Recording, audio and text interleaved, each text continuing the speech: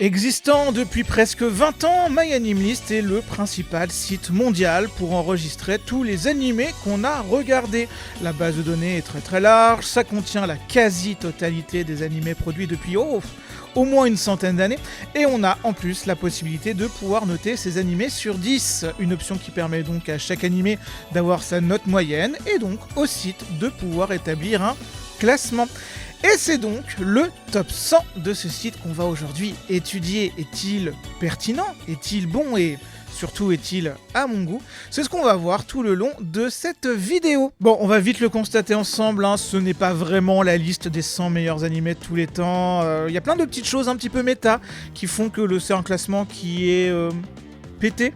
Ouais, pété, ça marche bien. Par exemple, regardez ce graphique là.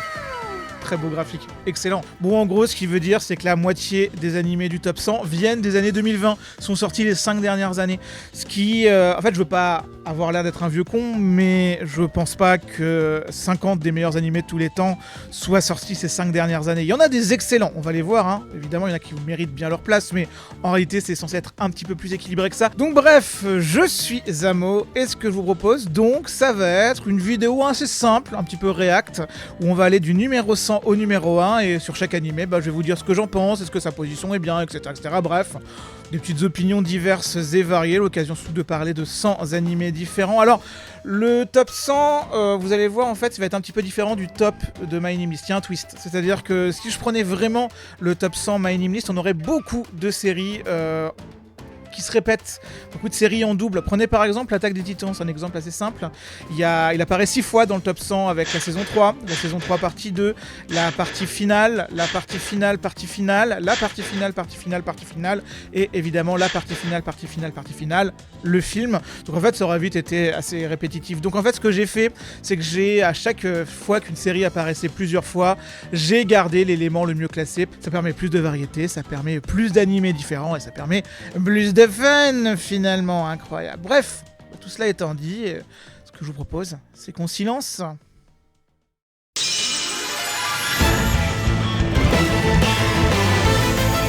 Ouais voilà, allez c'est parti. Donc on commence tranquillement avec un très beau PowerPoint évidemment que je vous ai fait avec beaucoup d'amour. Avant de commencer, je voulais juste faire un big up à 4 de mes séries favorites qui ne sont pas dans le top 100, comme ça je me plains maintenant et j'aurai pas à me plaindre plus tard, autant lâcher la rage tout de suite. Bon évidemment la saison 5 de Symphogear, qui est une de mes séries favorites ever, 429ème, un vrai drame, mais c'est pas grave, je comprends. Par contre Eban Renmei 731ème, ça y a aucune excuse, je pense que c'est une série qui m'a fait aimer les animes, c'est une série qui est assez riche, c'est une série sur laquelle ça fait 2 ans que je commence à écrire une vidéo qui n'avance pas, donc un jour je vous en parlerai plus en profondeur, ça c'est tout à fait certain. La saison 2 de K-On! Qui est très chouette, qui est remplie de bonnes idées, qui est très belle sur pas mal d'aspects. 436ème, voilà, bon, je m'attendais pas forcément à plus. Et mon Makoto Shinkai favori, celui que j'avais mis en 2 de mon top Shinkai, souvenez-vous, c'était il y a longtemps. 1855ème, voilà, comme ça, je me fais sanctionner direct, c'est terrible, c'est trashy, c'est pas grave. Bon, allez, on va commencer, on va s'y lancer, on va commencer du coup avec le numéro 100.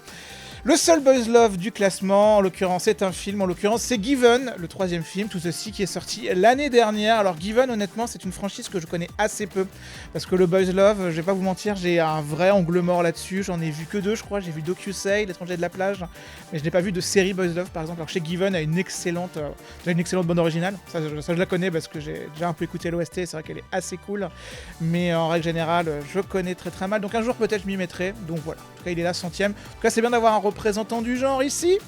À la 99ème place, je suis un peu surpris, Arias The Origination. Un peu surpris parce que le tranche de vie, Yashikai, c'est pas vraiment la came du public de MyAnimeList, mais Aria, la 3e saison, qui est un des grands piliers du genre, vraiment une série avec des gondolières dans un Venise recréé sur Mars. Enfin bref, c'est vraiment super bien, c'est très beau. La 3e saison en particulier est vraiment assez sublime, et c'est une saison 3. On en reparlera, vous allez voir, en fait on va en reparler dès le suivant. En fait on va en parler dès maintenant les prochains. On va passer au suivant tout de suite, parce que c'est la saison 2 de la Session Classroom. Donc là en fait, là, vous avez remarqué, on est déjà à 3 animés, et c'est des suites. C'est toujours des saisons 2 ou des films 2. Et en fait, c'est une des métas du classement MyAnimeList, c'est-à-dire que les saisons 2, les suites, les films à licence auront toujours des meilleures notes et des meilleures moyennes que les séries originales ou les saisons 1, tout simplement parce que les gens qui n'aiment pas, les gens qui vont mal noter, vont souvent s'arrêter à la saison 1, c'est-à-dire si vous détestez une saison 1, sauf si vous êtes vraiment masochiste, et dans ce cas-là, c'est votre délire, ou soit vous avez pas vraiment compris que le but du jeu en regardant les animés c'est de se faire plaisir quand même. Mais parfois vous arrivez sur une saison 2, vous êtes déjà un peu acquis au délire, et si c'est à peu près le même délire, vous allez bien le noter forcément, et il y aura pas grand monde pour mal noter derrière. Donc du coup les notes moyennes s'envolent très vite, très haut. Assassin's Classroom, en même temps la saison 2 elle est parfaite, hein, c'est vraiment une excellente conclusion, mais là on est sur un animé qui je trouve n'apporte pas forcément grand chose par rapport au manga. Je trouve que le manga de base est vraiment super bien, l'animé est clean, fonctionne bien, mais c'est pas forcément une adaptation époustouflante. Parfois c'est pas forcément ce qu'on lui demande, mais là en tout cas, bon après ça a quand même sa place dans le top 100 parce que je trouve qu'Assassin's Classroom est quand même une œuvre qui part un petit peu dans tous les sens et qui le fait très bien, et parfois il n'y a pas besoin de plus. Donc tous ces méta étant discutés et parlés, on va pouvoir aller tranquillement sur le suivant, avec une série de 2022, en l'occurrence Time Shadows ou Summertime Rendering, qui est une série que pareil j'ai beaucoup aimé, que je trouve à la fois très belle, avec pas mal de bons rebondissements, il y a de l'action, il y a de l'horreur, il y a des délires temporels, il y a un peu tout ce qu'on veut en 26 épisodes, et en plus il y a une vraie fin à la fin. En fait ce que je veux dire par là c'est que c'est pas une saison 1 qui installe une suite qui ne viendra jamais, quoi, comme ça arrive désormais un peu trop souvent, mais là on est vraiment sur quelque chose de très complet qui fonctionne bien, donc non, pour le coup c'est clean, je suis tout à fait d'accord avec son existence ici, tout comme je suis tout à fait d'accord avec l'existence de Nichijou à la 86e place, c'est très drôle, c'est très créatif, c'est plein d'idées. Ça fonctionne bien. C'est une série dans laquelle j'ai mis un peu de temps à rentrer à l'époque, hein. Il faut 5 ou 6 épisodes, le temps de s'acclimater à l'esprit, au casting. Ce qui manque peut-être à City. C'est vrai que par exemple, j'étais un petit peu déçu par City cet été, mais c'est aussi parce que je pense qu'avec seulement 12 épisodes, le temps. En fait, t'as à peine le temps de comprendre qui est qui dans cette ville que déjà la série est terminée. Mais bon, on en reparlera au bilan de fin d'année. Le suivant, ça va être One Punch Man, 95e. C'est une saison 1. Est-ce que ça veut dire que les saisons suivantes ont été mal reçues par le public ? Non, la réputation de la saison 2 de One Punch Man est clean. Non, bref, je suis pas un féru de One Punch Man. Je trouve que c'est un manga qui est très fun pendant 3 tomes, puis après, c'est pas trop quoi faire. Ça essaie de développer un petit peu le casting secondaire, mais je trouve que ça fonctionne pas des masses. Mais encore une fois, je comprends que ce soit là, c'est une série quand même assez forte, assez emblématique, donc pourquoi pas. 94e, The Promised Neverland, là pareil, je vais faire le même. Là, en fait, dans le début de classement, j'ai surtout beaucoup dire ça. L'adaptation animée est bien. Étrangement, encore une fois, c'est pas la saison 2 qui est classée. Enfin, je me demande pourquoi. Mais du coup, en fait, je trouve que l'adaptation est, encore une fois, assez simple, avec entre autres des jeux de couleurs qui sont pas terribles. Hein. Vraiment, c'est une série qui se passe soit dans un filtre orange un peu bizarre, soit dans un filtre sombre qui fait que tu vois pas grand-chose. Je suis pas satisfait 100% de cette adaptation. Mais bon, elle est là. Encore une fois, ça fonctionne bien. C'est l'un des meilleurs arcs de la série. L'autre meilleur arc étant Goldie Pound, qui n'est pas dans l'anime, étrangement. Que des excellents choix. 93e pour Space Brothers, une série en 100 épisodes qui raconte l'histoire de 2 frères qui rêvent d'aller dans l'espace. Vont-ils y arriver ? Regardez, il y a un des deux qui porte une combinaison, donc léger indice. Mais non, en fait, ouais, il paraît que c'est super bien. J'avais maté 3 épisodes à l'époque, j'ai un peu lâché après derrière, mais j'ai tout à fait confiance dans le fait que c'est effectivement pas mal et que ça mérite sa réputation. Faut juste que je m'y mette, mais 100 épisodes... ça me fait toujours un peu peur, j'en reparlerai sur d'autres séries. 92e pour la saison 2 de Dan Dadan, qui vient tout juste de se terminer. La saison 1 est pas loin derrière, elle a seulement 0,01 point de moins, elle est à 8,48, donc les deux sont dans un mouchoir de poche. J'aime bien l'univers de Dan Dadan, j'aime bien les personnages, j'aime bien le côté un petit peu débile. Étrangement, j'aime pas trop les combats, je sais pas pourquoi, ça me passionne pas des masses. On en reparlera sans doute dans le bilan de fin d'année quand je parlerai de la saison 2, parce que par exemple l'épisode avec les compositeurs, je l'ai trouvé un peu chiant. C'est trop, j'étais en mode, je suis pas là pour ça, moi je suis là pour... Étrangement, je suis peut-être là pour la romance, ce qui est une priorité comme une autre, finalement. Mais en tout cas, oui, Dan Dadan, ça fonctionne bien, c'est vraiment assez dynamique. Ça ne me choque pas. Ranking of King à la 91e place. C'est une série qui m'avait déçu. C'est-à-dire, elle est très belle, elle est très bien réalisée, très bien produite, techniquement impeccable, mais c'est une série qui te promet de suivre un personnage qui est un peu faible, mais qui est bon, etc., qui va... outrepasser le fait qu'il n'est pas fort et qu'il va quand même s'imposer malgré tout, et au bout de la moitié de la série, il devient fort, il devient balèze en baston, etc. Et là, j'ai été un petit peu déçu. Je suis un peu tombé de haut, j'étais en mode « Ah mais c'est pas ce qu'on m'avait promis au départ, etc. » Bon, bah voilà, c'est des choses qui arrivent, mais du coup, je trouve que la seconde moitié est vraiment pas très intéressante, malgré encore une fois des beaux sakuga, des beaux combats. Non, pour moi, c'est pas top 100 matériel, tu vois. Madoka Magica Rebellion, j'ai fait une vidéo sur le sujet il y a 2 ans maintenant, et du coup, oui, comme à l'époque, je peux vous confirmer que j'aime beaucoup Madoka Magica. Et j'aime beaucoup le film Rebellion, j'aime bien le délire dans lequel il entre, j'aime bien sa conclusion, j'aime bien ses idées, j'aime bien où il va, j'aime bien la chanson du gâteau au début, enfin j'aime beaucoup de choses dans Madoka Magica Rebellion. Là, encore une fois, pas choqué par sa présence. Yuru Camp saison 2, encore une fois, un tranche de vie, alors je crois que c'est un des derniers représentants du genre, après c'est terminé. Et c'est super Yuru Camp, c'est super Yuru Camp, la saison 2 en particulier est vraiment très bien, elle est sortie début 2021, je me souviens que je l'ai maté pendant une période de couvre-feu et de confinement, et ça a aidé à tenir un peu le coup quand même mentalement, je lui en dois beaucoup à celui-là. Donc ouais non, c'est vraiment bien, c'est assez paisible, ça donne envie de faire du camping dehors en hiver, ce qui est pourtant le truc le moins sexy du monde, quoi, si tu le fais vraiment dans la vraie vie. Tu te rends très vite compte que c'est pas aussi comfy et aussi confortable que dans la réalité. Mais en tout cas, ouais, c'est super chouette. Dans la même veine, dans les séries qui donnent un petit peu envie de voyager, j'adore A Place Further in the Universe. Je suis très content de le voir dans le classement. Je pense que je le verrai bien un petit peu plus haut. C'est vraiment une très chouette série sur des héroïnes qui veulent aller en Antarctique et qui donc, la moitié de la série, ça va être comment elles vont aller en Antarctique. Et la seconde moitié, elles vont en Antarctique. Il y a des enjeux dramatiques qui sont vraiment bien. Il y a une des boîtes mail les plus émotionnelles de l'histoire de l'animation japonaise. C'est une série que je recommande très très fort. Elle est vraiment super bien, donc ça c'est vraiment cool de le voir ici encore une fois. Et derrière, on va avoir un film dont je vous ai parlé récemment dans la vidéo que j'ai sortie en juin sur les œuvres jamais sorties en France, le film Revue Starlight. Et comme en juin, c'est un film super beau, super créatif, très délirant, vraiment bien réalisé, avec des combats époustouflants, un développement des personnages vraiment bien, c'est super cool. Donc encore une fois, je suis super content de le voir dans le classement. Les films à licence en règle générale dominent un petit peu la section cinéma d'animation du top 100, hélas, un petit peu hélas, entre guillemets, parce que autant sur Revue Starlight, c'est pas vraiment un problème, parce que c'est effectivement un vrai excellent film d'animation. Je crois que c'est un des films d'animation japonais les mieux classés sur Letterboxd, par exemple, qui est l'équivalent plus généraliste. Mais on va voir que du coup, comme beaucoup de fans vont voir les films à licence et que c'est que les fans qui vont les voir et qui les notent sur MyAnimeList, du coup, ils sont parfois très très haut placés. Et parfois, on va le voir, ça se justifie moyen, hein.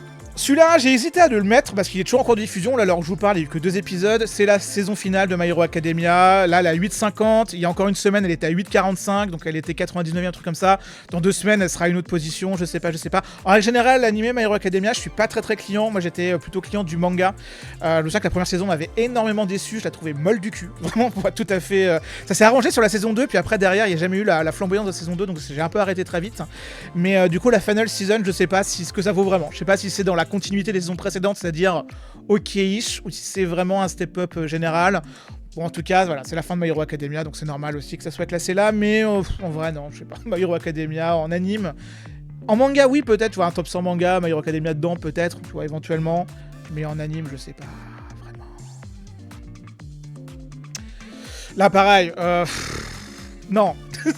J'adore Grand Blue, hein. J'adore le manga. L'animé, je le trouve basique. C'est-à-dire vraiment, c'est une adaptation pas fifole, elle fait le minimum, quoi. Donc ouais, c'est là parce que le manga de base est très drôle, mais l'animé en lui-même, c'est pas un ajout majeur. Encore une fois, je préférais le manga, c'est comme Neverland, c'est comme My Hero Academia, j'ai presque envie de dire, mais non, Grand Blue, non. Là, non, ça n'a rien à foutre là. Je vais être honnête, ça n'a rien à foutre là. Ghost in the Shell Stallone Complex. Alors c'est marrant parce que je viens de commencer enfin. C'est-à-dire vraiment ça fait 20 ans que je me dis tiens, il faut que je mate Stallone Complex, ça a l'air super bien, etc. Et là j'ai enfin fucking 2025, je me suis dit allez, je mate enfin Stallone Complex. Donc là j'en suis à 5 épisodes. C'est vraiment pas mal, c'est très bavard, mais oui effectivement c'est cool. Donc là c'est la seconde saison, seconde gig, j'y suis pas encore. Seconde gig, la gig du cul. Je vais faire ça souvent, hein. Je vais faire des jeux de mots un peu pourris souvent. Il faut ça pour que je les compresse au bout d'un moment. Mais ouais, non. Du coup, oui, j'imagine que c'est super bien. En tout cas, c'est une des meilleures OST de l'histoire de l'animation japonaise. L'OST du Kokano sur Second Gig. Oh, incroyable. Garden of Sinner, le film numéro 5, qui est super bien, effectivement. Alors, Kara no Kyukai aussi, en nom japonais. C'est étrangement plus connu, selon Kara no Kyukai, que Garden of Sinners, qui est une série de films parus fautables. Il y a des ans de chez Type Moon derrière, donc c'est pour ça que visuellement, ça ressemble à Fate, etc.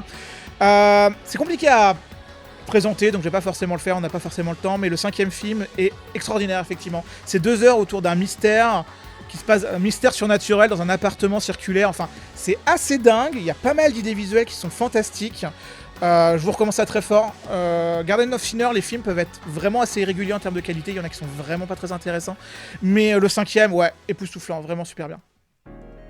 Alors là, du coup, on va arriver sur un sujet où je vais être honnête, je vais être transparent, je n'y connais rien. On va parler du coup des animés chinois qui sont classés sur MyAnimeList, et il y en a 7 je crois en tout. et j'en connais aucun. Donc tu vois, Neza 2, il est sorti en début d'année en France, etc., etc. Je sais pas, je sais pas c'est quoi.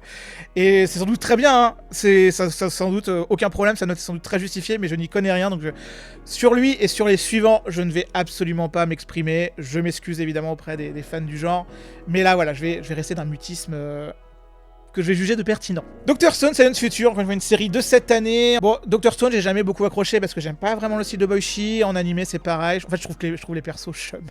Vraiment, je trouve qu'ils ont des sales gueules, je les aime pas. Et c'est encore pire quand c'est des persos féminins. Vraiment, Boichi et les personnages féminins, c'est pas ça. C'est pas sa spécialité, quoi.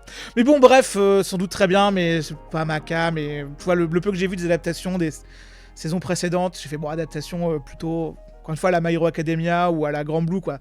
C'est basique, c'est basique. Et là, quand j'en parle, j'y comprends rien. Bakuman saison 3, encore une fois, je veux pas être mesquin, j'aime bien Bakuman, c'est un manga qui m'a vraiment initié aux arcanes du Shonen Jump, c'est un manga qui est plein de rebondissements, qui est assez inspirant, qui donne envie de créer, qui donne envie de faire plein de choses. Bon, c'est pas les meilleurs personnages féminins, encore une fois, hein. Vraiment, Oba et Obata, quand ils doivent écrire des personnages féminins, ils ont la flemme, ils posent des RTT. Non, l'animé Bakuman, non, c'est pas intéressant. Vraiment, encore une fois, c'est une œuvre qui est surtout intéressante en manga. Là, l'animé, il est. Le chara-design, je le trouve chum, les couleurs, je les trouve chum, les génériques sont chiantissimes, le rythme est pété. Je sais pas ce que ça fout là, parce que c'est une saison 3 et qu'il n'y a plus que les gens qui aiment bien l'animé Bakuman qui sont restés. Ça peut dégager facile. Samurai Champloo, par contre, non, ça va, ça se classe bien, ça se pose ici tranquillement, pépère, aucun problème. L'OST est fantastique une nouvelle fois, Nujabes, rien à redire. L'univers est cool, ce côté un petit peu samouraï, mais avec pas mal d'anachronismes, avec pas mal de jeux divers et variés, avec la réalité, avec des sections créativement incroyables, hein, la séquence du champ de cannabis. Dans mes veines, finalement, non, c'est vraiment super bien. Et c'est, voilà, encore une fois, c'est profondément recommandé, quoi. Le Tombeau des Lucioles, c'est le seul film des années 80 qui est présent au sein de ce top. C'est un film que j'aime beaucoup, c'est un film qui est un peu victime de sa réputation, c'est-à-dire il est souvent dépeint comme la chialade ultime, etc., etc., alors que c'est pas un film que je trouve si émouvant que ça. Et je le dis pas en mode non, moi je pleure pas devant les films parce qu'au contraire je suis une madeleine. Mais c'est sûr que c'est un film que je trouve très intéressant dans sa manière de dépeindre la cruauté de la guerre, la vie civile sous la guerre, de voir un héros qui se morfond dans ses propres conneries, qui fait des erreurs d'adolescence, c'est-à-dire qu'il se croit meilleur que tout le monde, il croit prendre des meilleures décisions que tout le monde, il croit mieux savoir que tout le monde, mais comme t'es dans le monde de la guerre et que t'as personne pour te rattraper parce que tout le monde est trop occupé à survivre, par exemple, et du coup les conséquences sont très rapidement mortelles, et c'est vraiment un film que je trouve assez époustouflant, mais qui effectivement, encore une fois, hein, tout le monde... Parfois des gens lui crachent un peu gratuitement dessus parce que c'est pas si émouvant ou c'est un petit peu du pathos. C'est pas si simple que ça, c'est vraiment un film qui a plusieurs niveaux de qualité et encore une fois ça vaut le coup d'être vu, hein. Tout comme Perfect Blue, ça vaut extraordinairement le coup, quoi. Satoshi Kon, c'est son seul film qui est dans ce top 100, ce qui est déjà en soi est un crime, hein. Paprika est 642e, Minomac Tref c'est 367e, c'est surtout Minomac Tref que j'aurais adoré voir en accompagnement de Perfect Blue. Mais Perfect Blue, encore une fois, un film incroyable. Non, j'ai du mal à... C'est un film qui est tellement... Je suis intimidé par le cinéma de Satoshi Kon. Mais non, à mon sens, c'est son second meilleur film. Son meilleur étant Millennium Actress. Mais là, encore une fois, vraiment, c'est assez indiscutable. Perfect Blue, incroyable. Par contre, je veux manger ton pancréas. Oh là là. Oh là. J'ai pas aimé le film. Je trouve que vraiment... En fait, il y a... Dans tout le top 100, je trouve que le rebondissement le plus pété du cul est dans ce film-là. Vraiment, il y a la fin du film, je la trouve inutilement cruelle, je la trouve méchante, je la trouve sortie de nulle part, je la trouve écrite avec le cul, et je trouve que ça tue tout le reste du film, qui est derrière juste une histoire... plutôt bon sentiment entre un jeune héros et une jeune fille malade, tu vois. Et je pense que, tu vois, le twist final est en mode « Hey, vous pensiez avoir prévu le film, alors qu'en fait...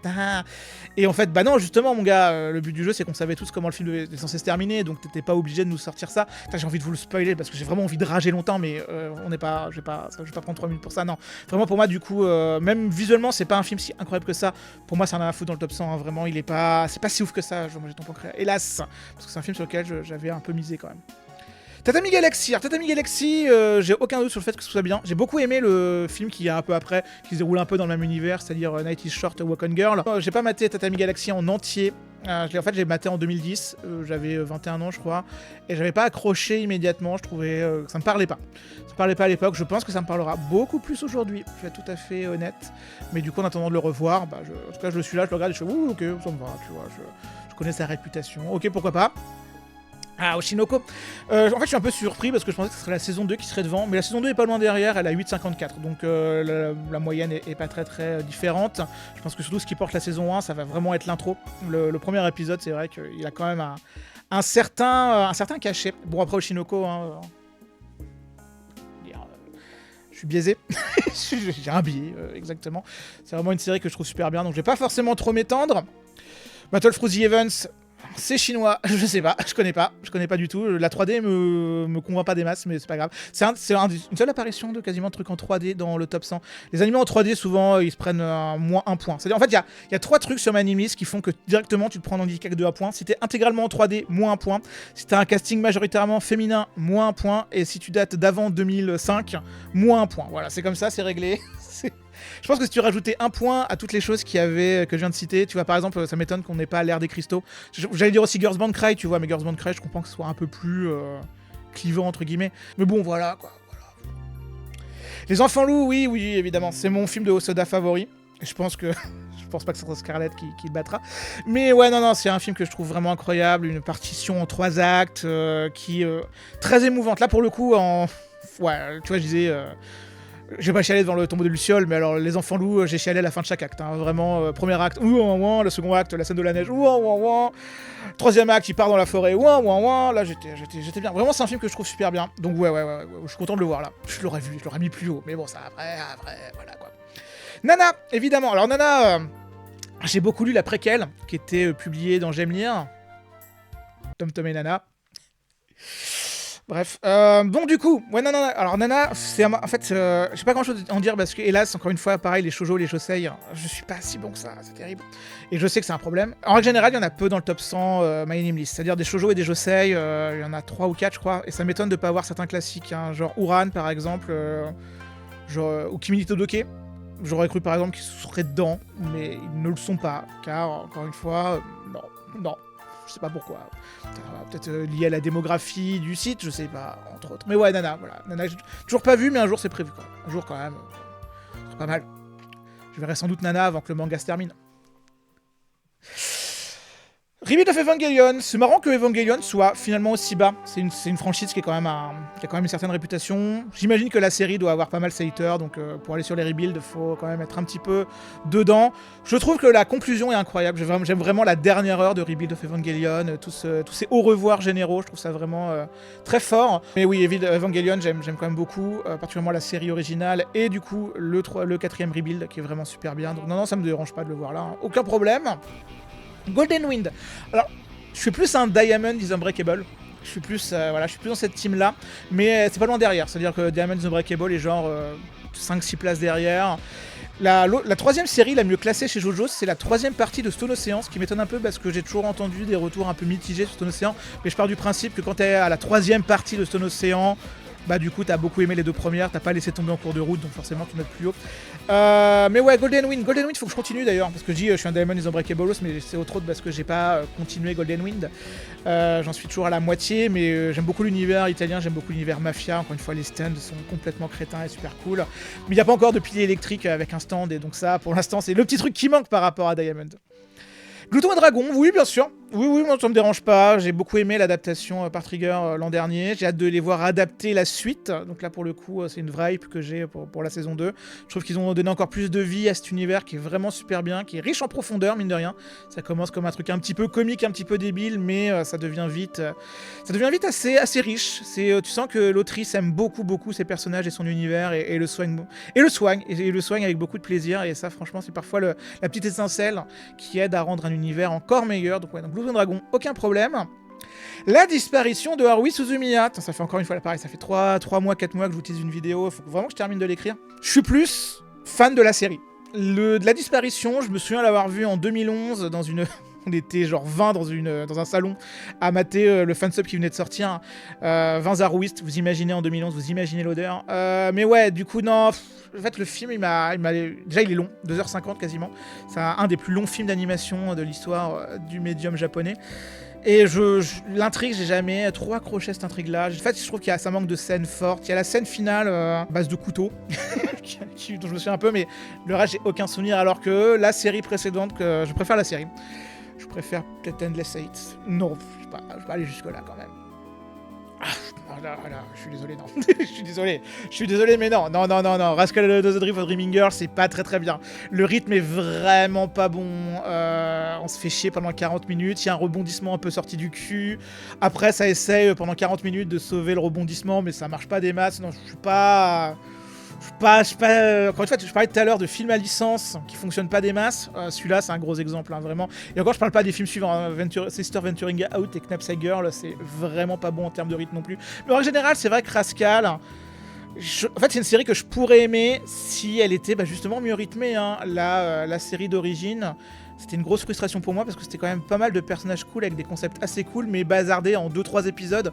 Donc du coup, ça va vite, c'est cool, ça a des troubles d'attention, mais en vrai, je préférerais que ça prenne un peu plus son temps, quoi. Du coup, sinon, ça reste un petit peu un monogatari pour bébé, finalement. Berserk, l'animé de 97, pourquoi pas. Là aussi, pareil, j'oserais le dire. Berserk, c'est surtout le manga, je pense. L'animé de 97 est pas si mal, surtout qu'il adapte évidemment l'arc le plus emblématique, l'âge d'or, mais ouais, en fait, je sais pas si je pourrais vous le recommander vraiment. Ça reste quand même assez chouette, ça reste quand même une bonne adaptation de cet arc-là. Enfin, en fait, ouais, dans les films sont pas mal aussi. Après, voilà, vous savez tous que les animés Berserk. Le souci, il est précis, c'est l'animé de 2016. Mais bon, on va passer au suivant, qui est Bungo Stray Dogs. Là, pareil, je vais pas dire grand-chose parce que j'ai lâché la série après la saison 1 qui m'avait pas beaucoup convaincu à l'époque. Donc j'imagine que ça devient encore mieux au fur et à mesure. J'ose y croire, donc voilà, je suis content pour les fans de Stray Dogs que c'est dedans. Mais j'ai pas grand-chose de plus à en dire. Death Note, bon, c'est c'est mon enfance. Oh, j'avais 17 ans, donc j'étais déjà plus un enfant à ce moment-là. Mais ouais, Death Note. Alors malgré la seconde, le second arc qui est pas aussi cool que le premier, je pense qu'on est tous un peu unanimes là-dessus. Bah oui, ça reste quand même au moins 25-30 épisodes assez intenses, riches en rebondissements vraiment fun.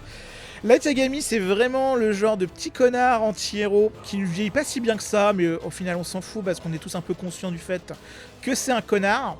Le combat qu'il a avec elle est quand même assez cool. Non, bref, pas mal de bonnes choses sur l'adaptation de Death Note. Donc let's go mes amis.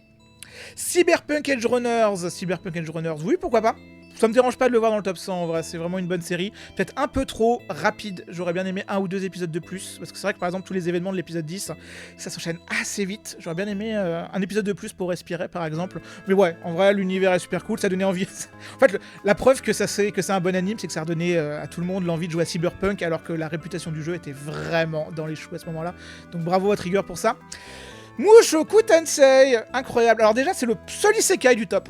Le suivant derrière, c'est Re:Zero saison 3, et après le film Konosuba. Et après le reste, il n'y a quasiment aucun isekai moderne. Le voir dans le top 100, je sais pas. En fait, j'aurais plus vu la saison 2, partie 2, c'est-à-dire tout l'arc du labyrinthe, qui pour moi est vraiment le grand moment fort de Mushoku Tensei. C'est-à-dire même moi qui suis vraiment très très cringé par une bonne moitié de la série. L'arc de l'école au début de la saison 2, c'est pas possible, quoi. C'est vraiment pas bon. La seconde partie de la saison 1 est bien, hein.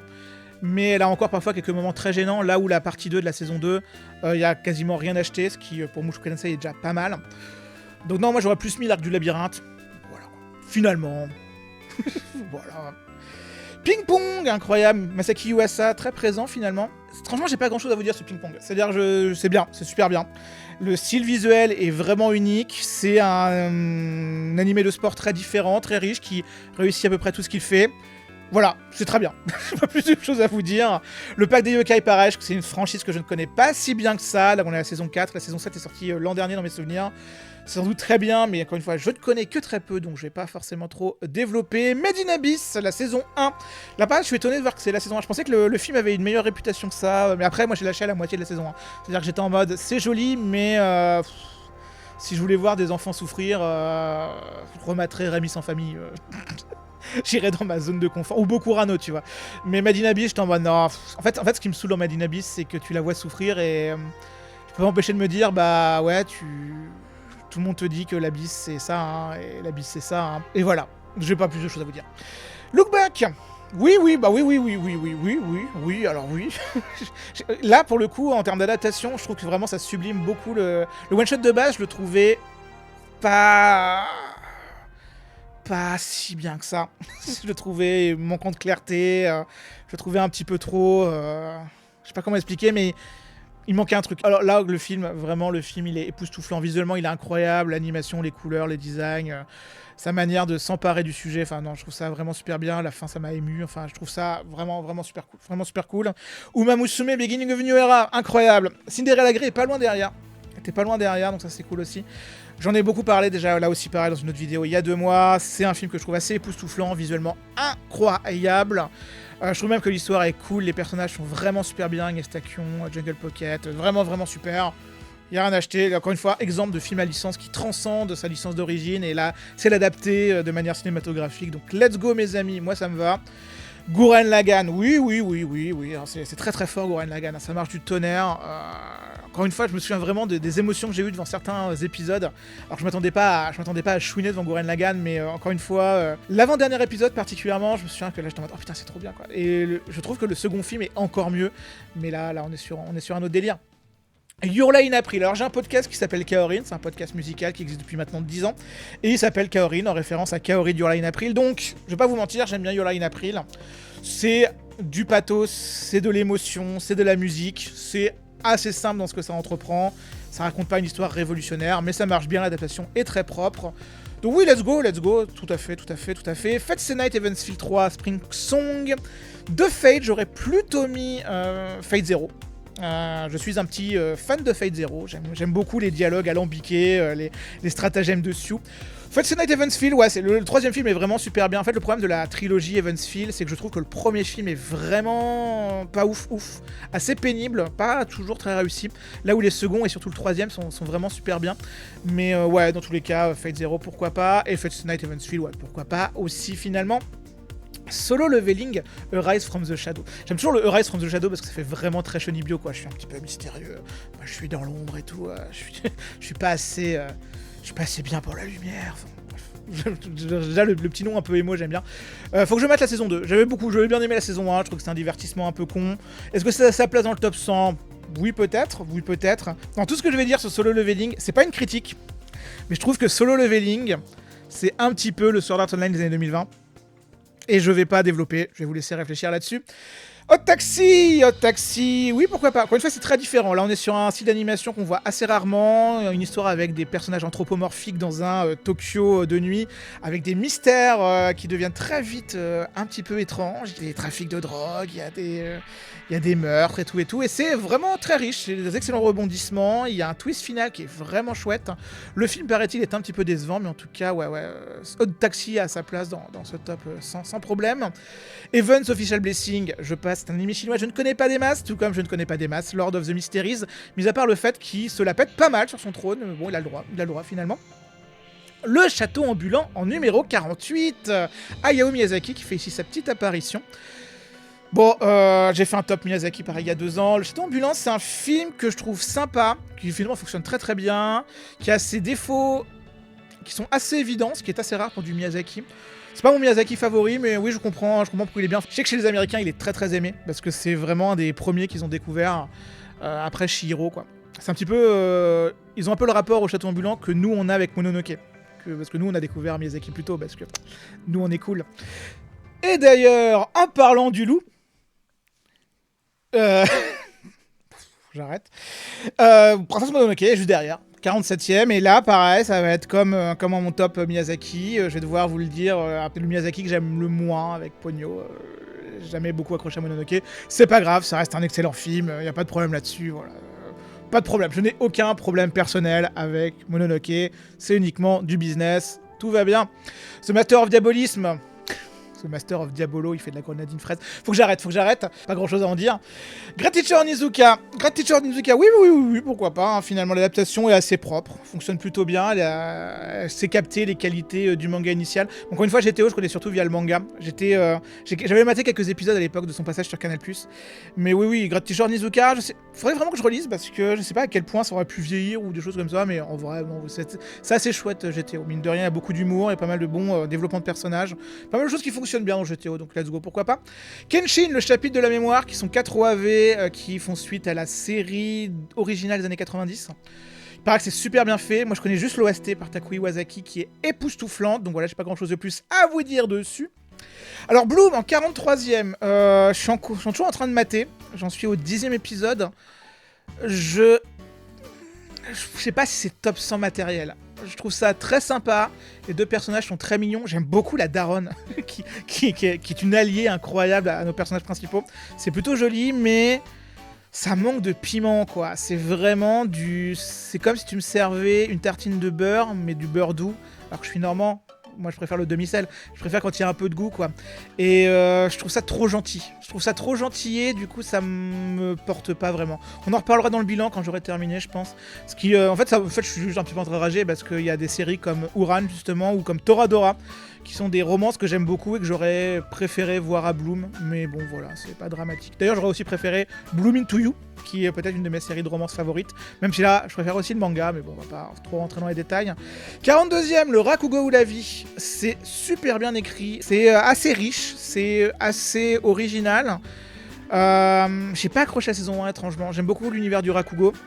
J'adore l'univers historique dépeint dans Rakugo ou la vie, mais j'ai trouvé ça un peu froid, entre guillemets. J'aurais plutôt préféré le voir en drama, par exemple.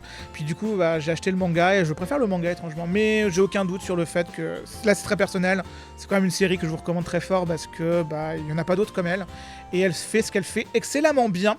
Tout comme un truc un peu historique du moment de la Terre, série qui s'est terminée cette année, et qui est là pareil extrêmement bien, qui a sa propre conclusion, qui est complète.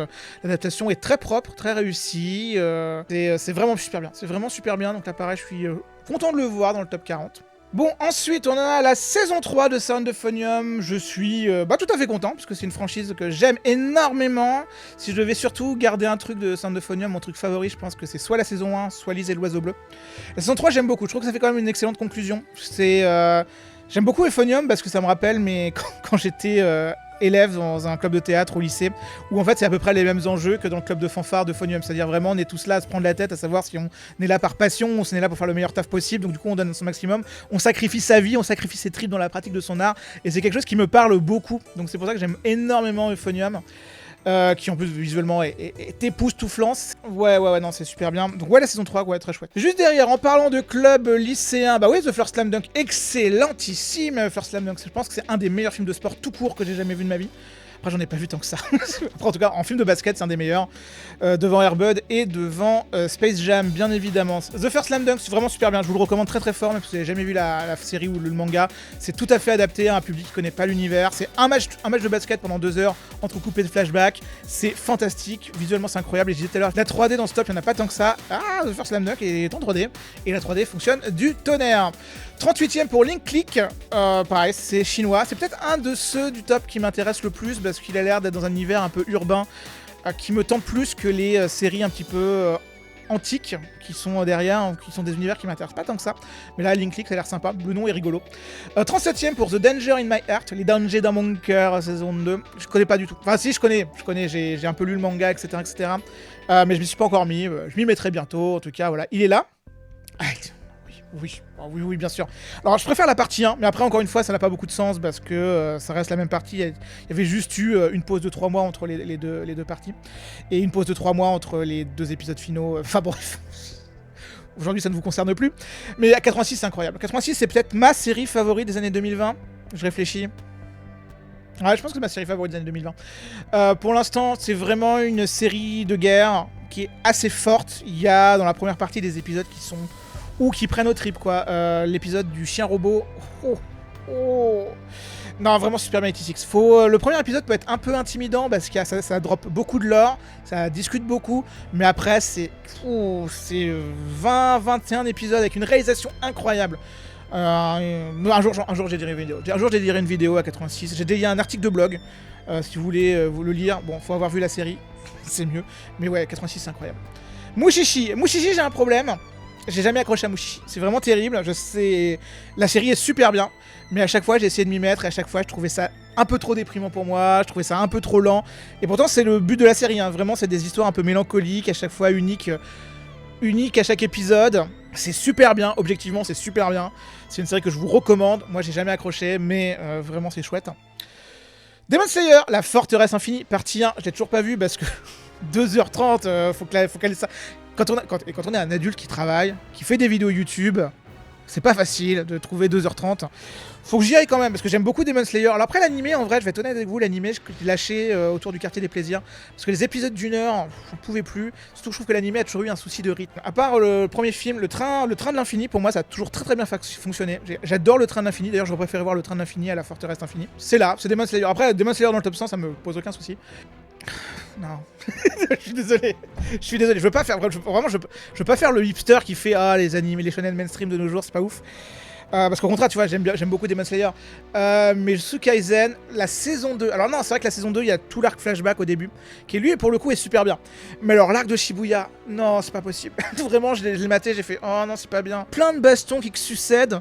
Certaines bastons ne servent absolument à rien. Le combat entre Sakuna et le mec qui a une tête de volcan, j'étais en mode, waouh, c'est super bien animé, mais il sert à rien ce combat en fait, on s'en branle quoi. Non, je trouve ça, le Shibuya, je trouve ça pas bien, je trouve ça pas intéressant. Je trouve que c'est beaucoup d'efforts pour pas grand chose. Par contre, le premier arc est cool. En fait, Jujutsu Kaisen, vraiment, c'est une série que j'aime beaucoup pour ses personnages principaux et pour toute la politique au sein des exorcistes et tout, c'est cool quoi. Mais dès qu'il y a les antagonistes, je suis là en mode non, on s'en fout quoi, ils sont tous nuls. Il n'y a aucun bon antagoniste dans Jujutsu Kaisen. Bref, je râle, on va passer au suivant. To Be Heroics, c'est l'animé chinois le plus haut classé. C'est le plus récent aussi, je crois. Je ne l'ai pas vu, donc voilà, on va passer au suivant. Bocchi the Rock. La petite Bocchi. J'adore Bocchi the Rock. J'adore Bocchi the Rock. C'est très créatif, c'est très fun, c'est très drôle. Les X sont cool, tout est cool. Non, vraiment, c'est super bien. Vraiment, c'est super bien, Bocchi the Rock. Je suis content. Je suis content de voir Bocchi the Rock. Cowboy Bebop. Pareil, j'aime bien Cowboy Bebop.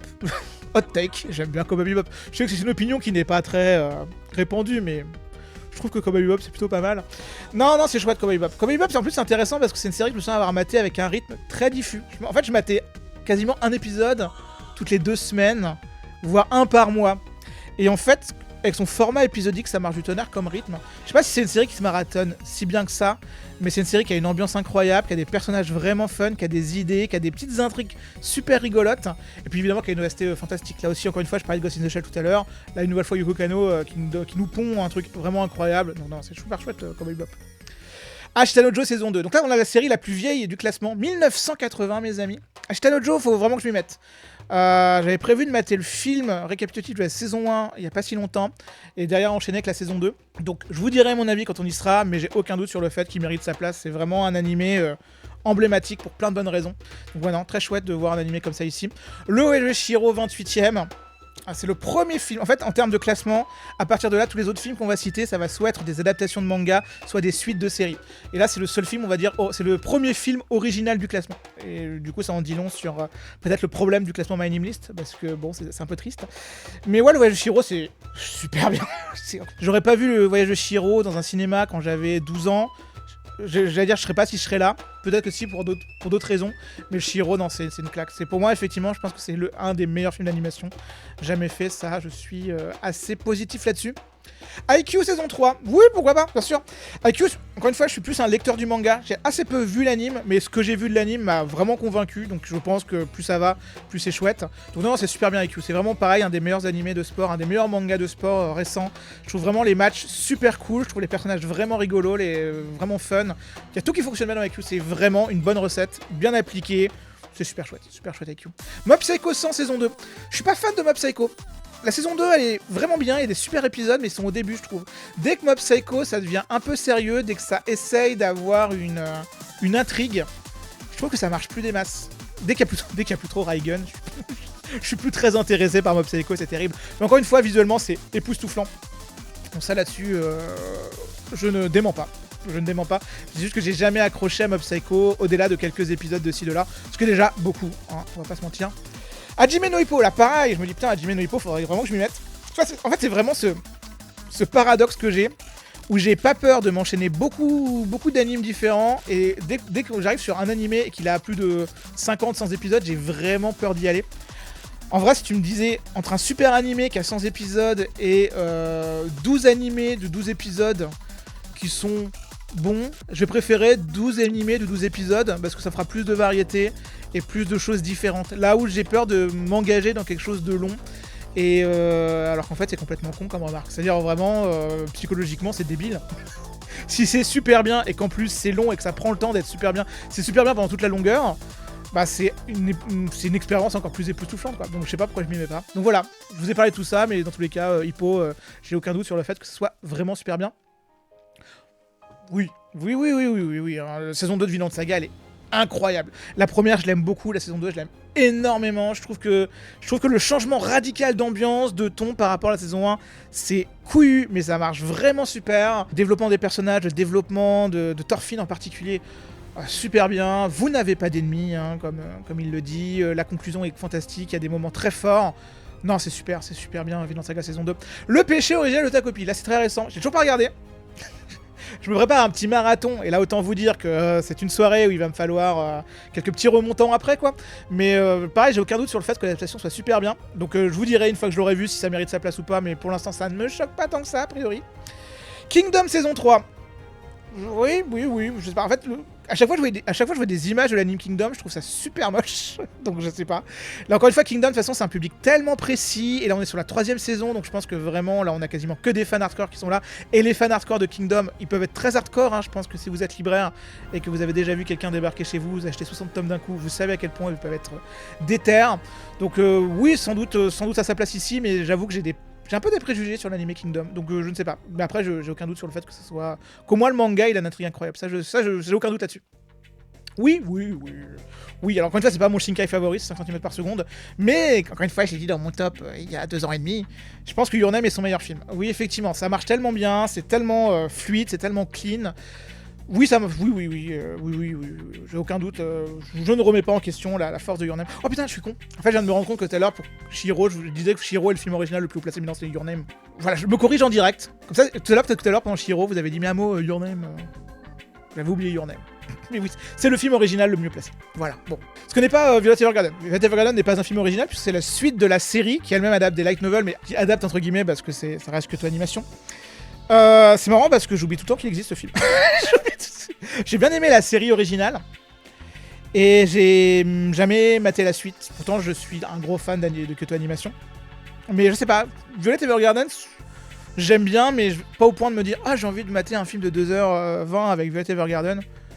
Je le materai un jour, je le kifferai sans doute. Du coup, voilà.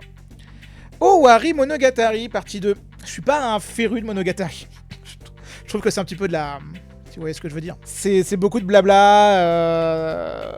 C'est beaucoup de blabla. Je pense que c'est un bon moyen de résumer Monogatari comme ça. Même si, encore une fois, il y a des arcs individuellement dans Monogatari que j'aime beaucoup. Hein, les arcs dédiés par exemple à Nadeko ou à Kambaru par exemple. Ils résonnent un peu. Mais voilà, donc j'ai aucun doute sur le fait que Owari Monogatari, les fans de Monogatari aiment bien parce que c'est quasiment un des arcs les plus avancés. Mais voilà, je suis pas le client. Monster, oui, alors je suis biaisé un petit peu parce que c'est pareil, un des premiers animés que j'ai maté. Je parlais tout à l'heure effectivement des animés longs, et effectivement quand les animés longs sont super bien et que du coup t'es un peu récompensé à mater la série en entier avec une super série très longue, bah Monster c'est exactement le cas, hein. C'est vraiment une intrigue incroyable. L'adaptation est peut-être vraiment trop fidèle au manga, mais ça marche quand même du tonnerre, donc let's go, pourquoi pas finalement. March Comes In Like a Lion. Là pareil encore une fois, je suis lecteur du manga, je trouve que le manga est incroyable, c'est à la fois de la comédie, à la fois du drame, à la fois du sport, enfin du sport entre guillemets, c'est du shogi, mais du sport d'esprit on va dire. C'est beaucoup de choses à la fois, et à chaque fois que c'est quelque chose, ça le fait à merveille. Il y a des pages qui sont fantastiques, et j'ai jamais maté l'adaptation animée. J'ai jamais été attiré par cette adaptation. Alors c'est un studio que j'aime bien, c'est un visuel que j'aime bien, mais je suis tellement en mode, le manga me suffit, donc j'ai jamais eu envie de mater l'anime, mais j'ai aucun doute sur le fait que l'anime soit une très bonne adaptation. Et comme c'est une très bonne adaptation d'un très bon manga, j'ai aucun problème avec le fait que ce soit potentiellement top 20. Code Geass R2, alors c'est marrant, parce que c'est un peu unanime, on a un peu unanime le fait que R2 est quand même moins bien que la saison 1, mais comme la saison 1, plus de gens l'ont vu, et plus de gens du coup l'ont mal noté, parce qu'ils ont plus de risques d'avoir moins aimé, bah du coup la saison 1 est un petit peu derrière, pas de très très loin quand même. C'est Code Geass, hein. Moi j'adore Code Geass, je trouve que c'est vraiment un roller coaster. C'est un peu le Space Mountain des animes, il y a toujours un rebondissement, les rebondissements sont souvent très pétés, les personnages sont délirants, l'univers visuel est assez à part, les combats sont fun, les jeux de stratégie et tout. Vraiment Code Geass, je le recommande très fort encore aujourd'hui parce que je trouve que c'est vraiment assez haletant, hein. C'est une science du cliffhanger et du rythme que finalement assez peu d'autres animes peuvent avoir. Donc non, je recommande très très fort Code Geass. Et du coup, bah R2, oui, pourquoi pas. Je trouve que par rapport à la saison 1, c'est parfois un peu trop débile pour son propre bien. La saison 1 était très conne, hein, mais parfois la saison 2, c'est tellement con que tu dis, ah quand même là, je sais pas. Mais oui, ça reste quand même un sacré ride. Les carnets de l'apothicaire saison 2. Oui, bien sûr. Donc j'ai aucun problème. C'est Mao Mao et Mao Mao mérite à elle seule la 15e place. Je pense c'est vraiment un personnage très fun. En fait, carnet de l'apothicaire, t'as un peu tout quoi. T'as des mystères assez cool, t'as un petit peu de botanique pour le côté un petit peu niche, t'as le personnage de Mao Mao qui est vraiment chouette, t'as le teasing de sa romance avec Jiangxi, ça fonctionne très bien, t'as des bons rebondissements, t'as des intrigues de cours, enfin t'as un peu tout ce que tu veux dans les carnets de l'apothicaire. Et ça marche toujours très bien, donc pourquoi pas. Let's go mes amis, 15e, oui, ça me surprend pas. Silent Voice 14e, pourquoi pas, ouais, j'aime bien. Pour moi, c'est pas le meilleur film de sa réalisatrice, Naoko Yamada, qui est ma réalisatrice favorite. Je préfère encore une fois Lisez l'oiseau bleu, je préfère son travail sur Keon. The Color Within, pareil, j'aurais peut-être mis The Color Within devant, mais c'est un peu différent. Mais Silent Voice fonctionne vraiment bien, c'est une bonne adaptation. Donc let's go mes amis. Clannad After Story à la 13e place. Oui. En fait, le truc, c'est que je préfère 1000 fois la première saison. Je trouve que la première saison, avec ses arcs liés aux personnages principaux, fonctionne beaucoup mieux. L'arc de Foucault en particulier est vraiment super bien. Là où After Story, j'ai l'impression que tout le monde oublie ou minimise le fait qu'avant que ça commence vraiment, il y a quand même 8 ou 9 épisodes vraiment dispensables, parfois même très mauvais. Le mini-arc de la bibliothécaire, par exemple, je l'ai jamais trouvé vraiment super bien. Mais oui, bon, pourquoi pas. Clannad, pour l'ensemble de son œuvre, ça reste quand même une œuvre riche en émotions, riche en humour. C'est une série qui est quand même très drôle par moments, qui fait plutôt bien les choses, donc pourquoi pas. Fruit Basket The Final, oui. Encore une fois, je vais faire mon vieux con, mais je préfère l'adaptation de 2001 parce que je trouve qu'elle avait plus de cachet. Alors évidemment, c'est pas une adaptation fidèle. Je trouvais quand même que visuellement, elle était plus intéressante. Là où celle de 2019-2021, je trouve son style un petit peu trop propre. Je trouve ça un peu trop clean. Je trouve qu'on y perd une partie de l'identité du manga original. Du coup, j'ai jamais beaucoup accroché à cette adaptation-là. Mais j'ai aucun doute sur le fait qu'elle soit très bien parce qu'encore une fois, ça adapte de manière précise un manga qui lui-même fonctionne bien. Donc oui. Kaguya-sama Ultra Romantique, oui bien sûr, encore une fois la adaptation qui elle sublime son manga d'origine, même si encore une fois je suis très fan du manga d'origine. J'ai découvert via le manga Kaguya-sama et j'adorais, mais je trouve que l'adaptation est encore meilleure, donc ça fait vraiment plaisir. Donc ouais, let's go. Ultra Romantique, donc qui est la 3ème saison qui fonctionne vraiment bien, c'est vraiment, encore une fois c'est très drôle, les personnages sont vraiment chouettes, non j'aime beaucoup Kaguya-sama. Donc ouais, let's go, on va rentrer dans le top 10. Et on commence avec Bleach, Thousand Year Boudoir. Alors j'ai dit Bleach de manière un peu dédaigneuse, comme si j'avais du mépris pour Bleach, qui est absolument pas le cas, parce que ça a été mon premier gros shonen. J'ai tous les tomes qui sont là-bas. Vous pouvez pas le voir, mais ils sont là-bas. Alors, j'ai fait une vidéo sur le générique de Bleach, pareil. C'est vraiment une série qui m'est très importante. Pour autant, est-ce que Thousand Year Boudoir mérite le top 10 ? Est-ce que... en fait, en gros, si je viens vers toi et que je te dis, à ton avis, c'est quoi le meilleur anime, et que tu me réponds Bleach, Thousand Year Boudoir, honnêtement... je t'invite le mercredi soir pour que tu rencontres des amis à moi et qu'on s'amuse beaucoup, quoi, qu'on fasse un petit dîner de con. Voilà, j'explique la référence, mais non, enfin, il y a 2 excellents combats dans cette première partie, mais visuellement, je trouve que les choix de couleurs sont assez discutables. Il y a beaucoup de séquences où on voit que dalle parce que c'est beaucoup trop sombre. L'arc en lui-même, mine de rien, il s'éclate très vite la gueule. En fait, c'est terrible parce que l'anime m'a permis de me rendre compte à quel point, effectivement, l'arc Quincy, il se répète très vite et il y a certains des combats qui n'ont aucun sens. Alors qu'en manga, ça passait mieux. Mais en animé, tu étires, tu rends évident le fait que parfois certains combats ne racontent pas grand-chose. Enfin bon, bref, top 100, ça me dérangerait pas. Tu vois, je le verrais à 80, 90e place, je dirais ouais, pourquoi pas, parce que c'est quand même une adaptation très solide, mais top 10, ça me paraît disproportionné, quoi. Mais encore une fois, il n'y a que les fans de Bleach qui ont voté. Et en 2025, je pense que les fans de Bleach, on n'est plus que 80, hein. Je pense qu'on est plus tant que ça. Bon, bref, je râle, mais le suivant, c'est les Héros de la Galaxie, 1988. Encore une fois, il faut que je m'y mette, hein. C'est le syndrome, comme que j'avais expliqué sur Hajime no Ippo. C'est 120 épisodes, quelque chose comme ça. Donc j'ai aucun doute sur le fait que ce soit super bien, mais il faut que je trouve encore une fois cette motivation de me lancer dans un truc à 120 épisodes. En plus c'est de la géopolitique spatiale, ça devrait me plaire, ça devrait être totalement ma cam. Et le fait que je m'y suis toujours pas mis est une honte. Le truc c'est que... Enfin, là, ma tête est un peu... ok quoi, mais... C'est juste que ça vient de sortir, donc... En fait, il y a que les fans de Chainsaw Man qui sont partis voter. Que les fans de Chainsaw Man qui l'ont vu. Je suis même pas certain que ce soit disponible aux États-Unis, je crois. Genre, je pense qu'il y a quasiment que des gens qui sont suffisamment fans de Chainsaw Man pour être allés le voir au Japon. Et du coup, ils ont, bah, si t'es déter à ce point, tu mets 9 ou 10. Hein. C'est-à-dire, c'est assez clair. Surtout que les fans de Fujimoto, ils sont rarement dans la nuance. C'est pareil, c'est un film qu'on va découvrir la semaine prochaine, je pense. Et je vais être très content de le découvrir. Je pense qu'il doit être super. L'arc en lui-même, il est vraiment bien. C'est juste que là, bah, c'est trop tôt. C'est juste que là, d'un point de vue timing, c'est bizarre. One Piece Fan Letter, qui représente donc One Piece. One Piece qui est pas très très loin, la série en elle-même. Et bah du coup c'est super bien. C'est l'animé le plus court du classement, puisque c'est qu'un épisode de 24 minutes. Et effectivement je trouve l'idée super bien, la réalisation par Megumi Ishitani est vraiment cool, il y a vraiment un effet visuel, c'est vraiment un style que j'aimerais voir sur un film en entier. Si un jour on file à Megumi Ishitani un film d'1h40 et qu'elle le fait avec ce style-là, je serais ouf. Je trouve vraiment que ça serait potentiellement un des meilleurs films de shonen ever. Et je trouve qu'effectivement le respect de l'univers, le fait de voir tout cet arc-là par le biais, par les yeux de personnages secondaires est vraiment très cool, c'est dynamique, c'est fun. J'aime bien la séquence dans le bar où t'as des personnages qui font du power leveling. C'est-à-dire qu'ils font non, c'est lui le plus fort de tous les capitaines, etc., etc. Enfin bref, je digresse. On va passer au suivant. Hunter x Hunter. Là encore une fois, j'ai lu que le manga. Et il est incroyable. Le manga Hunter x Hunter, il est oufissime. L'arc des fourmis chimères. Je pense que c'est le meilleur arc de shonen que j'ai jamais lu de ma vie. Je le dis, je le pose. Encore une fois, je pense pas que ce soit une autre tech de fou. Après, moi j'ai eu la chance de lire Hunter x Hunter quasiment d'une traite. C'est-à-dire, j'ai lu genre les 35 premiers tomes d'une traite. En fait, je me suis arrêté là où est la fin de l'anime.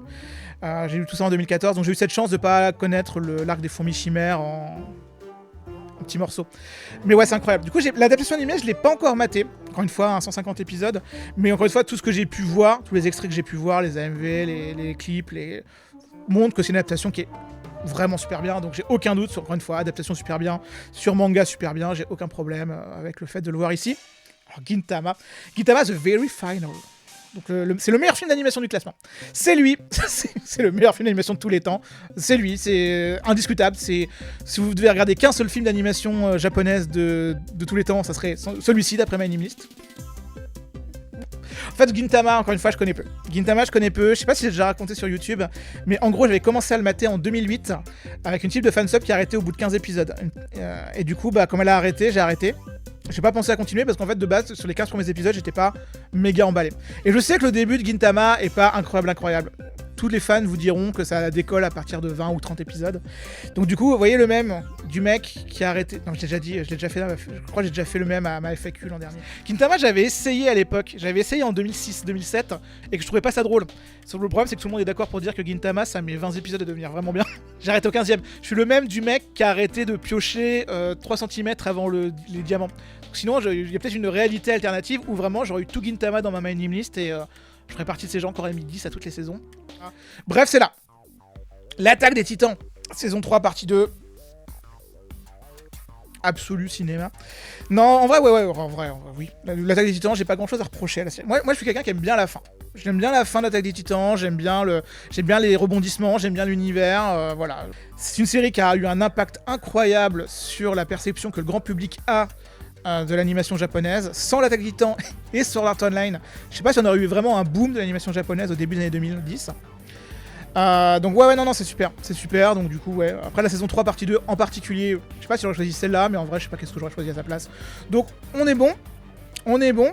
Le podium, du coup. Alors là, du coup, on arrive au podium, là, le suspense est à son comble. Et on commence avec le troisième. Du coup, j'ai mis dans le mauvais sens. Du coup, on commence avec le troisième, s'il te plaît. Commence avec le troisième. Là, voilà. Steins Gate. C'est marrant parce que j'ai vu l'évolution de la perception de Steins Gate par le public de fans d'animation japonaise. C'est-à-dire en 2011, les gens que je fréquentais étaient mitigés sur Steins Gate. Ils étaient un peu en mode ouais, ça met quand même 12 épisodes à démarrer, etc. Aujourd'hui, il y a quasiment un consensus un peu général sur Steins Gate et je suis content parce que je le partage un peu. C'est-à-dire vraiment, c'est une série que je trouve vraiment super bien. Moi, j'aime beaucoup justement le fait que ça installe beaucoup de choses pendant 12 épisodes avec un rythme parfois un peu lent ou un peu tranche de vie, mais ça fonctionne bien parce qu'après, du coup, les 12 épisodes suivants utilisent à merveille tous les éléments qui ont été mis avant et c'est très satisfaisant à voir tout se mettre en place. Les personnages sont vraiment super sympas, j'aime bien l'univers visuel, j'aime bien le fait que ça se passe à Akiba. J'aime bien Steins Gate. Troisième, oui, pourquoi pas. Tu vois, ça me dérange pas de le voir dans le top 5 finalement. En fait, il serait pas dans mon top 5 personnel, il serait pas dans mon top 10 personnel, mais ça me dérange pas de le voir là, pour moi ça fait sens. En deuxième, Full Metal Alchemist Brotherhood. Toi ici, incroyable. Bon, pour moi, il a longtemps été premier, c'est-à-dire que moi, j'ai plus connu My Name List avec FMA Brotherhood premier qu'autre chose. Oui. En fait, pour moi, c'est c'est l'animé ultime, entre guillemets. Ça veut pas dire que c'est mon animé favori, etc. etc. C'est un animé que j'aime énormément. Mais comme j'aime énormément le manga, et comme j'aime énormément la version de 2003. D'ailleurs, je le dis dès maintenant, un jour je ferai peut-être aussi une vidéo là-dessus, mais les débats à base de c'est laquelle est la meilleure version, etc., etc., j'en ai ras le cul parce que les deux versions sont super bien, pour des raisons différentes. Moi, perso, je recommanderais de commencer par Brotherhood, et après de s'enchaîner la version 2003, pour avoir une version, un angle un petit peu complémentaire. Mais en fait, il n'y a pas de mauvaise porte d'entrée dans FMA, les deux versions sont super pour deux raisons différentes. Bref, ça me saoule les gens qui se prennent la tête pour des conneries. Eh oui, ça dénonce, hein. Aussi on dit les choses. Bref, Brotherhood c'est super. Brotherhood c'est super. Encore une fois, l'intrigue fonctionne bien. L'adaptation est super clean. Il y a des excellentes bastons, il y a des excellents personnages. La manière qu'a Fullmetal Alchemist d'introduire plein de personnages, chacun avec leurs arcs narratifs personnels, et de faire en sorte que tous ces arcs narratifs s'entremêlent de manière absolument fluide et naturelle, ça c'est délicieux. Et il y a assez peu d'autres shonen réussissent aussi bien à le faire d'un point de vue objectif. Donc non, vraiment, FMA Brotherhood, pour moi, c'est super bien. Tu peux faire mater ça à n'importe qui, même si t'aimes pas forcément l'animation japonaise, t'auras pas les tropes qui peuvent t'ennuyer. Vraiment, FMA Brotherhood, pour moi, c'est l'animé porte d'entrée ultime. Si vous voulez initier quelqu'un à l'animation, montrez-lui Fullmetal Alchemist Brotherhood. Ça sera impeccable, ça roulera tout seul, quoi. Donc vraiment, non, super bien. Mais ce n'est plus le premier. Parce que le premier, maintenant, c'est... pas Steins Gate, encore une fois, j'ai mis ma roulade du mauvais côté. C'est Frieren. La différence est... Là, on a quand même une moyenne de 9,29 par rapport à 9,10. Ce qui me laisse soupçonner que cette moyenne n'est pas très naturelle. En fait, je pense que Frieren est premier parce que les gens en avaient ras-le-bol de FMA Brotherhood en premier et qu'ils voulaient un nouveau challenger, ils voulaient un nouveau roi. Et du coup, ils ont choisi Frieren et ils ont mis Frieren au pouvoir, quoi. Un petit peu comme un coup d'état militaire, finalement. En vrai, je vais être honnête, Frieren dans le top 100, j'ai aucun problème parce que c'est vraiment une adaptation qui là aussi sublime vraiment le manga. C'est le même réalisateur que Bocchi the Rock qui est un petit peu habitué du fait, quoi. Au point où vraiment, à partir du moment où j'ai commencé à mater l'anime, j'ai arrêté de lire le manga. C'est-à-dire là j'ai des tomes que je dois revendre. Ça vous intéresse? Non, je déconne. Mais comment dire? Premier, c'est-à-dire meilleur animé de tous les temps? Non. C'est-à-dire non. D'ailleurs, ça me fait peur parce que je pense que bientôt le top 2, ça sera Frieren saison 2. Puis après, en deuxième, Frieren saison 1. Ça va être ce genre de délire dans lequel on va rentrer. Mais non, je trouve que c'est... Et encore une fois, je veux pas minimiser parce que moi-même, Frieren, tu vois, par exemple, si je devais donner ma propre note, ma limite, j'ai mis 9. Et c'est encore une fois, c'est un animé que je recommande et pour moi, c'est un des meilleurs animés des années 2020. Ça, y a aucun problème là-dessus. J'ai vraiment l'impression de temporiser. Genre, non, mais croyez pas que je suis un hater. Je suis pas du tout un hater. Mais c'est juste qu'encore une fois, premier, c'est fort de café, quoi. Ça n'a aucun sens. Ça n'a aucun sens. Y a pas. Le premier épisode est fort, mais après, le reste, c'est des épisodes un peu épisodiques, certains un peu moins intéressants que d'autres. C'est pas parfait, c'est pas aussi clean qu'un FMA Brotherhood ou qu'un Steins Gate ou qu'un L'Attaque des Titans ou qu'un. Tu vois. Encore une fois, moi, Frieren, tu vois. Petite perso, 10ème par exemple, à la place de Bleach, ça m'aurait pas posé de problème, 15ème, 20ème. Tu vois, même à 25ème, j'aurais dit, ah, c'est un peu bas, tu vois. Donc tu vois, je l'aurais mis entre 5ème et 25ème Frieren. Mais premier, non. Premier, c'est juste parce que ça a forcé sur ma animaliste, clairement, pour le mettre premier, quoi. C'est pas grave, c'est les règles du jeu, finalement. Donc voilà un petit peu pour... On finit un petit peu ce top sur de la mesure et de la nuance. Et donc voilà, et c'est là-dessus qu'on va conclure cette vidéo dédiée au top 100 My Anime List. Une vidéo encore une fois assez différente de ce que je fais d'habitude. On était un peu plus proche de ce que j'avais fait pour la FAQ justement l'an dernier. C'est une vidéo un peu plus personnelle, un peu plus vlog finalement. Pourquoi pas, c'est pas forcément dédié à trop se démocratiser, mais si vous avez apprécié cette version-là, n'hésitez pas non plus. Là j'avais besoin de faire une vidéo un peu plus... un peu moins bossé que d'habitude, j'avais pas autant les moyens d'écrire ou de faire des recherches, donc j'espère que ça vous fait découvrir des animes, ça vous en fait redécouvrir, que vous avez eu envie d'en mater suite à cette vidéo, etc., etc. En tout cas, il y en a pas mal là-dedans que je vous recommande. D'ailleurs, j'ai fait un tier listing, regardez. C'est beau, hein. Un petit tier listing résumé avec différentes sections. Par exemple, dans la section 100% d'accord qui est juste là, vous pouvez voir qu'il y en a quand même 46 où je dis bah ouais, ils ont tout à fait leur place. Après, il y a ceux qui, je trouve, méritent le top 100 mais mériteraient d'être plus haut. Après, il y a ceux où je trouve qu'ils méritent le top 100 mais qui sont trop hauts, justement. Ils mériteraient d'être plus bas, entre guillemets. Après, ceux où j'aime bien leur position dans le classement mais j'aurais choisi d'autres saisons. Puis après, bon, ceux où j'étais pas fan mais je comprends qu'ils soient là, tu vois, pas de bad feelings. Et puis après, t'as les séries où là, je suis pas fan qu'elles soient là. Et puis voilà, il y a celles que je connais mal, et les animés chinois qui ont leur propre section à part, les pauvres. Là vraiment, encore une fois, c'est un manque de connaissance de ma part sur un sujet. Je vais pas essayer de me forcer à faire genre je connais les animés chinois. Un jour peut-être, je m'y mettrai. En tout cas, manifestement, il a l'air d'avoir des jolies choses à découvrir, et c'est le principal. En tout cas, j'espère que vous appréciez cette vidéo encore une fois, qu'elle vous a plu. Si ça vous a plu justement, like, abonnement. Vous connaissez un petit peu cette chanson-là, n'hésitez pas, ça fait toujours du bien à la chaîne quand vous faites ça, c'est un bon moyen d'encouragement. Sinon, il y a le Patreon, dont les donateurs donnent juste ici, regardez, ils sont là, c'est leur nom, fantastique, n'est-ce pas? Très bien animé et tout, vraiment... On les soigne, on les chouchoute ici, donc n'hésitez pas, encore une fois, si vous souhaitez participer financièrement, ça aide un petit peu à faire ce genre de petites vidéos, mais également à travailler sur d'autres projets, comme Kaorin, justement, le podcast musical, les articles de mon blog, entre autres, plein de choses en tout cas, effectivement, toujours très actif. On va se retrouver, donc, comme je vous l'ai dit, en novembre, au moins pour le top 22 générique, peut-être une autre vidéo, je verrai si je suis... en forme, mais dans tous les cas, je vous souhaite à tous des excellentes vacances de la Toussaint, et puis à la prochaine tout simplement. Salut